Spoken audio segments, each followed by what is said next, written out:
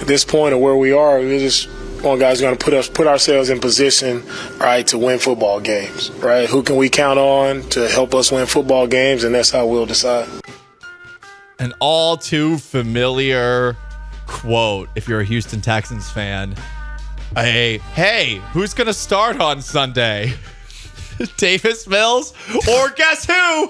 Case Keenum. We've done this many times before. Oh, boy. It's not fun right now to follow the Houston Texans, who at the very least are still in the playoff race. They're the last team out of the playoffs in the AFC. Joining me right now back from New York, DJ Bien-Aime, after the New York Jets didn't just beat the Houston Texans, they kicked their ass, DJ. Yeah, they kicked their teeth in. Ow. Teeth in. They kicked their teeth in. That's why you wear mouth guards. Yeah. But yeah, no, that was... Okay, coming into the game, there were legitimate style issues that I was concerned about. You know, CJ Stroud having fallen in love with the off-script stuff. The Jets do a really good job of forcing you into mistakes when you rely on that. Obviously, Tank Dell. Obviously, I mean... You lose Nico Collins. Early, but obviously, like, I'm talking about coming into the game, right? Like, we didn't know Nico was going to, miss the majority of the game. I mean, then defensively, knowing that the Texans, for whatever reason, when they go against Pro Bowl level quarterbacks, they've had way more success. But when they go against guys that are the Drex, guys that have been benched, guys that are non-Pro Bowl guys, Zach had his best game. Zach had his best game of his career. He did. Against the Texans. Desmond Ridder, same thing. Bryce Young, same thing. A Baker-led offense put up 37 points? Yeah, they put up 37 points. Gardner Minshew looked pretty good. Yeah, like... After Anthony Richardson looked pretty good. Right. So I'm just confused how, like, the disparity is, okay, when you go against Lamar, you force 2 turnovers. He doesn't look really good in that game. You go against Trevor the first time, you hold him to 17 points. You go against Kyler Murray in the second game back after he looked really good in his first start. You hold them to 16 points. Russell Wilson, you forced 3 interceptions. Against Joe Burrow, granted, at the end, we saw what it was where they kind of petered away, but then they were able to get it back on track. And against that game, they forced 2 interceptions on Joe Burrow. So it's like, so who's that on? Is that on the players? Is that on the coaches? That's a really good question. That's a really good question that I probably do some reporting on. Because clearly we know that they're capable of, at least for parts of games, doing well, as all defenses in the NFL are capable of. Right. But the discrepancies you're talking about, it's hard to understand, specifically Sunday, where, I mean, the Jets offense, and you know this, you covered the team, from a skill position perspective, it is Garrett Wilson, and Breece Hall is pretty good out of the backfield. Those 2 guys, you had no answer for them, and they just kept going to those 2 guys all game long. Yeah, I know. It was like Garrett had some moments where you would catch him passes on the outside, but he did most of his damage in between the numbers, whether it was some crossers, whether it was some slants, whether it was some drags. That's where he did the majority of his damage. He had a couple of catches on Sting, or I think maybe one on Sting and one on Nelson, but like the majority of it was in between the numbers, was against safeties, linebackers, or nickel corners, and it was just polarizing that there wasn't really much of an adjustment to, because again, like their whole pass attack is centered around Garrett Wilson to like at least like this is a situation. If you take away Garrett, like that's kind of it. But for whatever reason, Garrett was still able to find windows, get open, make plays. Zach got some confidence because Zach is truly a quarterback that is 150% based off of confidence, right? Like if he's confident, he could be a competent quarterback. If he's not confident, then he can look like an XFL quarterback. And they let him get confident from the first. Like they had 0 points in the first half, cool. But you could they were moving the ball with more efficiency than the Texans were. The Texans was basically 3 and out, 4 and out, maybe get a first down, series done. Like they didn't move the ball past midfield. Right. They got pressure on him. DJ Bien-Aime with me in studio. They got pressure. Grenard had 2 sacks. I think they had 4 sacks total on the game. Yeah. So it's not like there was a lack of pressure.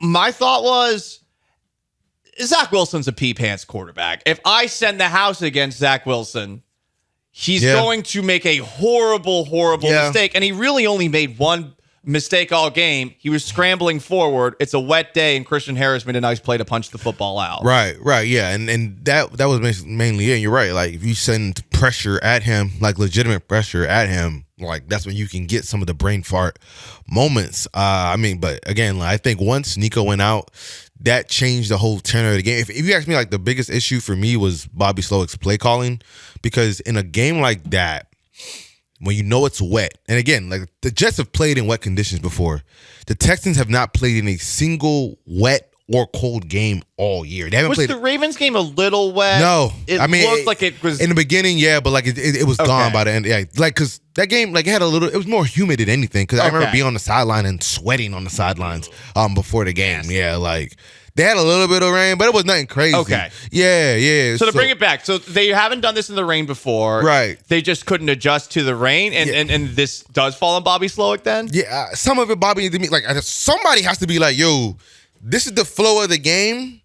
We need to give Devin at least 15 to 17 carries, maybe 20, and Dameon Pierce at least 10. We need to get at least 30 carries because, again, this isn't hindsight. In the moment, Nico Collins is out. Your main guys are Xavier Hutchinson, who hasn't played that much this year. He gets in, occasionally, and he'll make a play here and there. John Mechie, Robert Woods, Noah Brown, and no Dalton Schultz. So you're down your 3 top guys.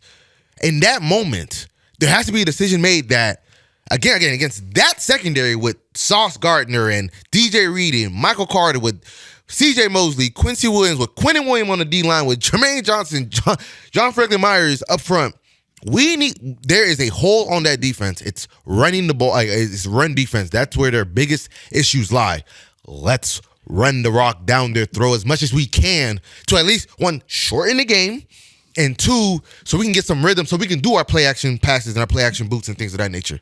The thing that pissed me off the most about the Texans' game plan on Sunday was right before halftime, where they ran the football a couple of times. They got some yardage. They let the clock run with about 40 seconds, and they got sacked. I thought right there, call a timeout and run the football some more. Yeah, see how far you can get up the field with running the ball. I mean, it's right before halftime. Yeah. The defense is going to play back a little bit just because of it. Right. And that is consistent with what you're talking about from the whole game's plan. Right. They forgot that they could run the football. And I think a little more bothersome, and again, you got to take everything a coach says at these press conferences with a grain of salt. But after the game, D'Amico said that he didn't feel like they got away from it. And yesterday he said that he felt like they didn't get away from it. Well, I mean, they did. Yeah. There's no arguing that. Devin Singletary had 2 carries in the second half. He only had 2? He only had 2. Wow. Me and Jonathan Alexander from the Houston Chronicle, like, we both looked that up. Because, like, he was like, did Devin only get 2 carries? I was like, wow, you're right. He only got 2 carries in the second half when he was averaging almost 6 yards a pop. It's bad. Yeah, like, I think Pierce might have gotten 2 or maybe 1. Like, they didn't run the ball that much in the second half. And I'm like, okay, in that game, that is a game where you have to rely on your offensive line to plow through that defensive front because you are not going to have that much success. Okay. Tua, Jalen Hurts, Mahomes, Josh Allen, Justin Herbert, all these guys have done poorly against the Jets at MetLife. What makes you think C.J. Stroud was going to, without Nico Collins, Tank Dell, or Dalton Schultz as a rookie, was going to then light up that defense in that weather? That he had lunch with Tom Brady once, so I mean, everyone should expect that. Oh my God. Like that one was one that made no sense to me in the sense of like, okay, there should have been no instance where C.J. Stroud had more pass attempts than running backs had rushing attempts. And mind you, CJ didn't finish the game. Mm-hmm. And he had more pass attempts than everybody else had rush attempts. That made no sense to me at all. Like, that's one of those moments where, okay, you have your first 15, Nico gets hurt, you crumble up the paper, our first 15 was this, we throw it away, this is what we're going to do now. We're going to run the ball down their throat and see what Damien should have got at least 10 carries. Okay, you don't want to give him 10 carries? All right, get him 10 carries. F it. Get Devin Singletary 20 carries. Because, again, like, it was, like, bro, when I mean it was pouring in that game, like, you could see, like, everybody. It looked terrible. It looked terrible. Like, Were you in the press box? I was in the press box. But I had cozy? I was a little cozy. But I had Jet fans texting me pictures of them soaked and wet. Right? So I'm like, and like, you could see, like, okay, because, you can kind of view, all right, what do the puddles look like on the field? I mean, not the field, but in the stands. And like, okay, if it's just bloop, bloop, all right, then let's not rain that bar. But it was literally like raining like hard. You know, it wasn't like a storm, but it was raining bad enough to the point where in that situation where you have never been in that situation, let's just run the ball, man. Yeah. Like, let's just run it. When it looks like James Harden at a strip club, yes. Yes. You gotta run the football. Now going forward with Bobby Slowick, and it does feel like we go 1 week, Bobby Slowick's going to get a head coaching job somewhere else. The next week, we're like, this guy sucks. So where are we at with him? Obviously, this game was not very good. I don't know what the hell he's supposed to do with these receivers. And there's nothing against those receivers who did go up against a good defense on Sunday. But when between Xavier Hutchinson, Robert Woods, who was a veteran, has played well in this league, Noah Brown, and John Mechie, you got 4 catches for 19 yards on something like 18 targets. Yeah. I mean, and you tweeted out the lack of separation that these guys were getting in this game's the actual numbers for that. I want to pin the blame on somebody, but I feel like now it's not really a matter of blame as much as they just don't have the personnel anymore because of these injuries. Yeah, and in that moment, when you realize you don't have the personnel, you have to pivot, right? Once Nico got hurt, that was, and I respect him for keeping him out, because on that turf with a calf injury, I could easily turn. The turf is bad. It could easily turn into an Achilles. Trevor Jordan dumped on it after. Yeah, so like I good for them for keeping Nico out and protecting him from himself, because he probably thought he could come back, but in reality, like, you got to protect your player from themselves. But in that moment, once you know those were your weapons at tight end and receiver, all right, let's run the rock. Let's try to get some rhythm in that moment, that way, and then we could do our play action stuff. We can do, some of our crossing route stuff, things of that nature. But they couldn't get into. They weren't committed to the run game, and it's odd because throughout the year, there's been so many games where like they were overly committed to the run game, even when it wasn't working. But then in this game, they were like, nah, let's go the alternative, right? And again, you also throw in the fact that like Saleh, like D'Amico, Bobby should know, like Saleh knows all your tendencies. He's worked with you. Like, he's legitimately worked with you. He's basically your mentor. Saleh is your mentor.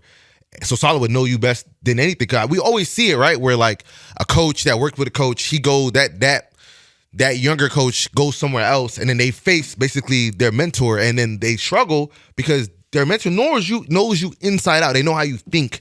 They obviously watch you on film, but they know the why behind a lot of stuff that you do on film, so they can really attack that. So I mean, yeah, I didn't understand like not just completely flipping the switch and just being a really run heavy team and then just going heavy play action off of that. They might have to do that by default on Sunday in Tennessee against the Titans, who just beat DJ's Dolphins. Don't remind me. Night. I do want to remind you, because guess whose team won their last game? You guys are 3-10. Yeah, but the Patriots beat a playoff team, and you lost to a non-playoff team. That's true. I woke up at you only are what happened in the last week of football. That's true. I went to bed at like 11:15, and I woke up at 3 a.m. in pain. I still have a knot. Pain. I still have a knot in my stomach. A knot in your stomach? I still have a knot from losing a regular season Monday night football game. Yep. I can't watch any like sports TV right now. He's new to success. Maybe someday he'll be able to shake it off. Boy. Like if I watch TV this week, it's gonna be either CNN, MSNBC, the news, something like that. Oh, CNN, MSNBC. Oh yeah. Wow, what a surprise! Yeah, that's what I'm gonna be watching. No. DJ Libane, am I right, folks? That's all I'm watching. If I watch TV or I'm watching Netflix or I can't. I couldn't stomach that. Well, okay. So the Titans win, and the Texans play the Titans on Sunday. Yeah. Who's going to be under her center? I tend to think that C.J. Stroud will somehow find his way back out there, but he did take quite the hit. It whipped a lot. Again, I'm not going to act like I'm that disgraced ex-Chargers doctor who basically tries to diagnose an injury on the field based off of what he sees on video. But if it's not C.J. Stroud, it's Davis Mills or Case Keenum, or is it just going to be Davis Mills? Is there even an actual conversation about Davis Mills versus Case Keenum on this Texans team? It would be Davis. It would be Davis? Yeah, it would be Davis. Even despite all the things that Case Keenum did for the city of Houston? Yep. He's a Houston legend, in case you didn't know. Yep, it'll be Davis Mills. Damn, you're so dismissive of Case it'd Keenum. be Honestly, it's Davis the most Mills. disrespectful thing you've ever done. It would be Davis Mills. Yeah, nobody, most players this year when they've suffered a concussion, like a legitimate concussion, not like, oh, I'm reporting my symptoms after the game, like they got knocked out of the game. Most of them haven't played the following week. So I don't anticipate seeing Stroud, in all honesty. Oh boy. Yeah, I don't anticipate, because again, like we have to go off a precedent, like what's happened this year. Like Brock, clear concussion protocol, but he just reported symptoms after the game. He didn't leave that game, that Monday night game against against the Vikings. Right. So yeah, I think it's strictly it's not looking pretty in that regard of CJ playing this week. And if it's Davis, I mean they better run the ball. Like that's when you're gonna have to run the ball. You know, it's unfortunate that CJ suffered that injury, and again, like it reminded me a little bit of, I want to say Tua's second concussion. Yeah, like the one against the Bengals, right? Minus the hand stuff, but like you still saw like CJ withering in pain, moving, arms moving around frailing, legs moving around frailing. So like that's what that reminded me of to an extent. Because I think the difference between, I remember my editor was like, he meant something of Tua's first concussion against the Bills, alleged, right? Because he technically wasn't diagnosed, whatever. But whatever. The difference with that one was he got pushed and then stumbled back and then fell and then whiplashed. CJ got driven to the ground by Quinnen Williams. Like legitimately got driven into the ground and fell on his head. Right? Like that's what was similar to the Bengals concussion for Tua in that sense, which, obviously Tua missed 2 games after that one. Now, granted, CJ and Tua's brains are completely different, so we'll see how they react. But it's unfortunate that happened. It kind of goes back to my point of last week, right? Like that's why the whole Tank Dell stuff was always stupid to me, because in reality, when people that big land on you, you're going to get hurt. You're literally going to get hurt. And I get it, like, yeah, have somebody else in there, but yeah, somebody else would have just gotten hurt. And obviously, we saw with CJ with a 300-pound guy landing on him, and he had whiplash. He fell straight back on his head. He got concussed, and like that's just physics, And it's unfortunate that happened. Obviously, like I hope he gets healthy and he's good to go in a couple of weeks. But yeah, you're skeptical about his availability on Sunday. Yeah, so I'm very skeptical.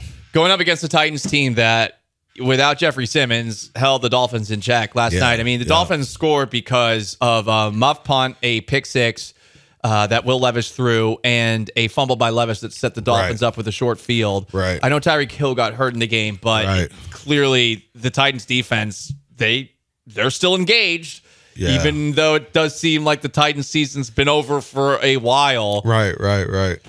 There's no gimme game for the Texans left. Like that's the biggest problem, DJ. That's why I woke up today a little bit depressed, just thinking about just this week ahead. We don't know that Stroud's going to go on Sunday, and the Titans are clearly not a pushover like we were hoping they would be. No. I mean, the Dolphins are, by wins, the second best team of the AFC right now. Right, exactly. So like the fact that they went on the road, they beat them. Granted, like the way they won at the end, like you can't rely on that, because they scored like, what was that, 14 points in the last 3 minutes? Like, well, 15 points. That's not sustainable. But again, back to your defensive point, yeah, they held them in check for the majority. Again, like Mike Vrabel said, like we want to make throws outside the numbers.